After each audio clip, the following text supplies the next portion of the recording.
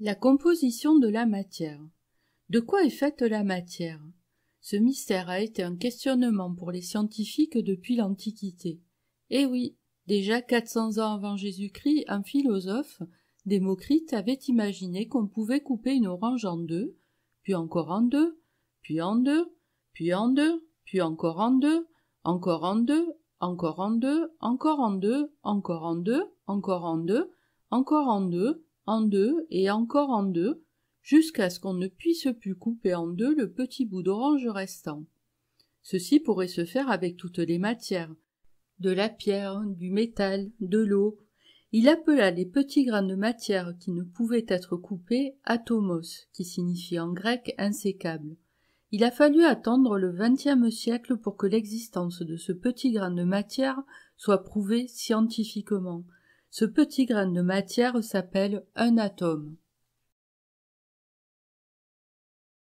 Pour comprendre ce qu'est un atome, nous allons partir de quelque chose que tu connais bien, un être humain. La taille moyenne d'un être humain est 1,70 m. Le corps humain est composé d'organes, le cœur, l'estomac, le foie, les poumons, dont la taille est de 10 cm environ. Ils sont donc visibles à l'œil nu. Ces organes sont composés de cellules, de bactéries et de virus qui mesurent en moyenne 0,000001 mètre, soit 0,001 mm. Cela représente un millième de millimètre. Si l'on coupe 1 millimètre, le millimètre de ta règle, en 1000 parties égales, eh bien une petite partie a la taille des cellules, bactéries et virus. Les cellules, les bactéries et les virus sont si petits qu'ils sont invisibles à l'œil nu.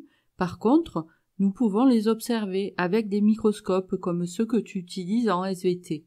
Ces cellules, bactéries et virus sont composées de molécules, dont la taille est de l'ordre de 0,00000001 mètre, soit un milliardième de mètre, ce qui correspond à un millionième de millimètre. Tu imagines un millimètre coupé en 1 million de parties égales?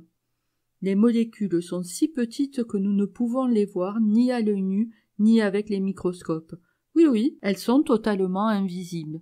Et pourtant, il y a encore des grains de matière plus petits que les molécules. Ce sont les atomes, qui sont eux aussi invisibles. Hé!